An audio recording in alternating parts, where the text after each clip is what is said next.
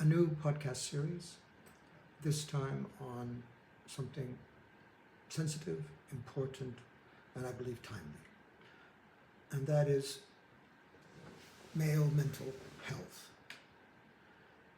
Reflection on one of the most serious difficulties in our society, especially among younger people, especially among generations Z or Z, depending on which side of the Atlantic you're on, and therefore are worthy of our most serious consideration. And to start, as the first podcast in this series, I'd like to deal with something tendacious but nevertheless important, and I think a phenomenon from which we can learn far more than we might expect. And that phenomenon is what I call Trump and his victims, the problem of mass narcissism and male mental health. Now the focus on men, women are victims as well, but men are at issue in two ways. They are the passive victims of a mesmerizing autocrat, self-absorbed, a narcissist, probably, difficult to diagnose, we'll leave that alone, but we'll talk about it in inverted comma forms, narcissistic behaviors. And at the same time, they are also perpetrators. A great number of people who support Trump appear to have narcissistic tendencies. So you have this very strange triangulation between a leader who is narcissistic, followers who are either passive or active in their own way, who follow under the cover of the leader to achieve what they want personally.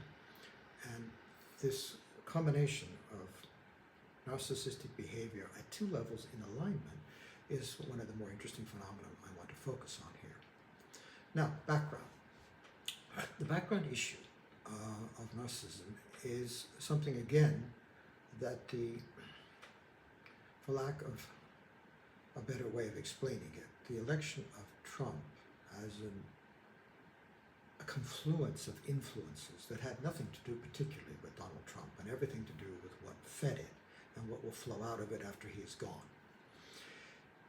And among those things, looking at it, is what might be called, because of woke, of which I have, ambivalent attitudes to. I am a product of woke culture, but at the same time I see its limitations. And people like Nick Fuentes have encouraged me to be able to stand outside and see where limitations lie. That doesn't mean necessarily agreeing with Nick Fuentes about this, that, and the other thing, but it is insisting that we stand outside and look. And one of the things that has come from standing outside and looking is that my knowledge and experience of medical therapy, but in this case psychotherapy, of working with a counselor, someone who trained in these things, is that the field of mental health, and particularly a number of strategies that you'll encounter in dealing with things like narcissism, have been, for lack of a better term, feminized. Now by that I mean a couple of things in particular. There is a very considerable emphasis on emotion over reason and understanding. And this is an interesting twist to this problem, because I think a lot of men are uncomfortable and are often criticized for not being comfortable with their emotions and not stating their emotions, and they should learn to embrace their emotions, and all that has some truth to it. But finally, there's a limit. Men want to get a handle on things. And often the assumption of the therapist, correctly or not, is that men don't want to get a handle on it because women don't want to get a handle on it. Again, another gross generalization that needs to be tested.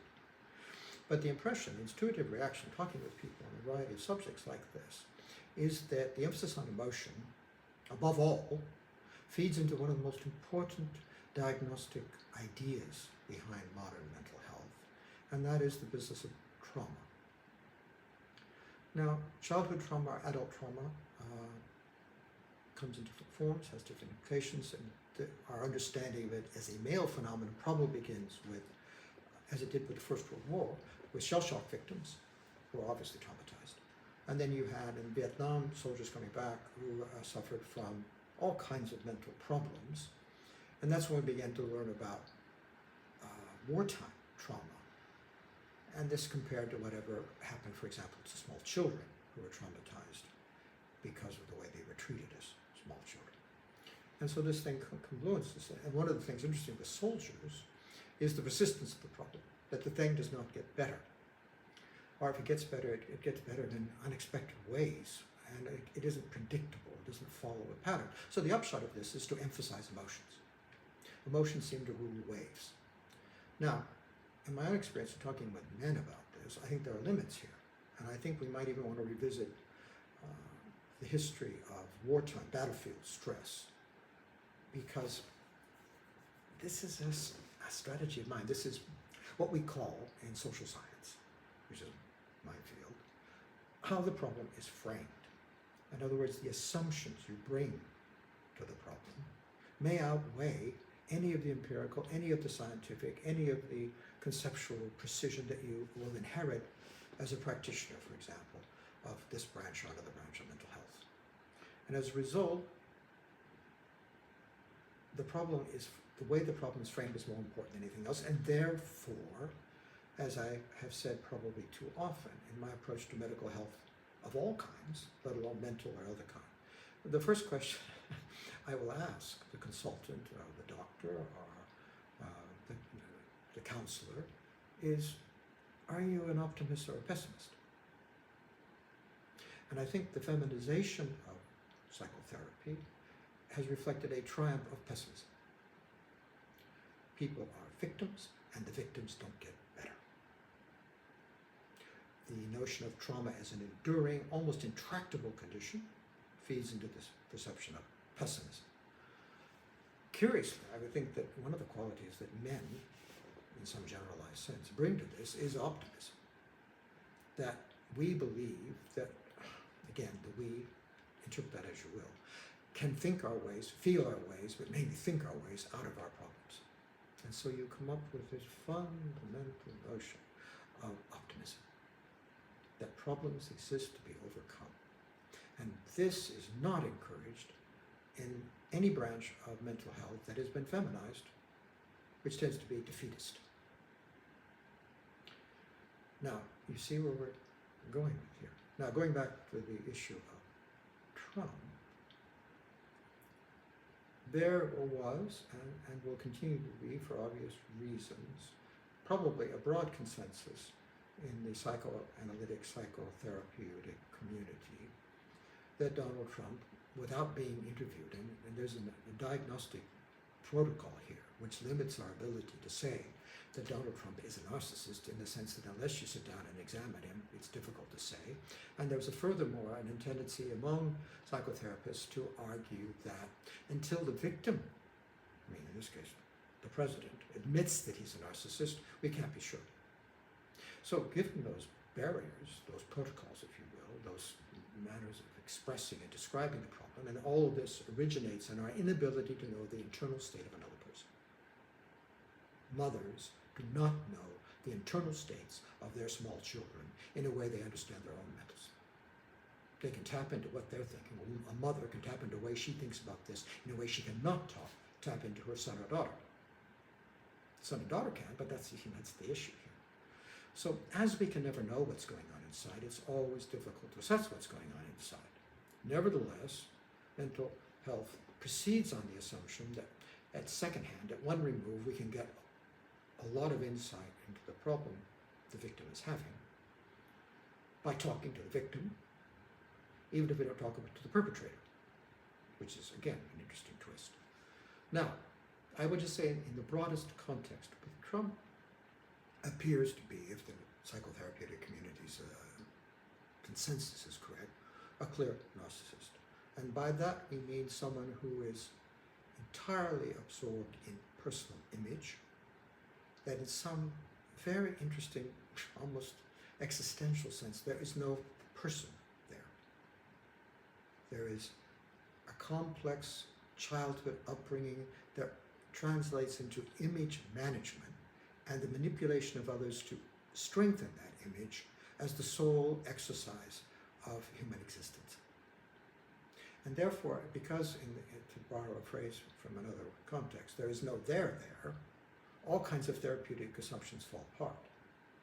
for the perpetrator, not for the victim. The victim's problem is understanding that there's no there there. And this can be very, very difficult if you say, for example, in a relationship with a couple, where the wife really believes the husband can be changed. The narcissistic husband is amenable, that somehow improvement will happen. And fundamentally, I think in a lot of women's hearts, and some men's too, is that it's impossible for the woman to accept that she made a mistake in falling in love with this person. And there you see where patient history becomes really important, and patient history is far more important than it is often credited in psychotherapy.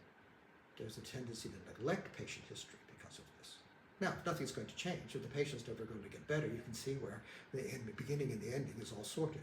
But if you believe that the patient can get better, then patient history matters. Now, there's the Trump issue. And then we find the mesmerizing effects it has on victims of narcissism. Now, there's a mixture of I want to be led, and I want not to think about things. I want someone else to decide. All these issues of passivity, of being what in psychotherapy is called a submissive. And the notion that Trump supporters are submissives in this sense is a very, very interesting notion indeed. And at the same time, we've got this in-between class of people. We've got people who are dominators. The French nickname is Dumi. The dominator wants to be dominated by the leader, but by no one else.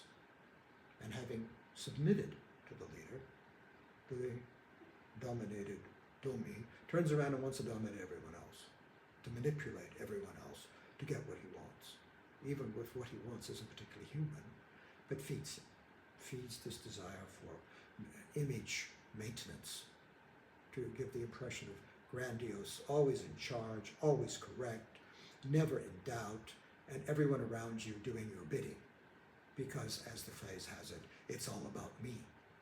And this all about me function, witnessing the current constitutional crisis in Washington, how much of that can be described, is Donald Trump's assumption and insistence and imperative that it's all about me as the supreme leader, in this dialectic.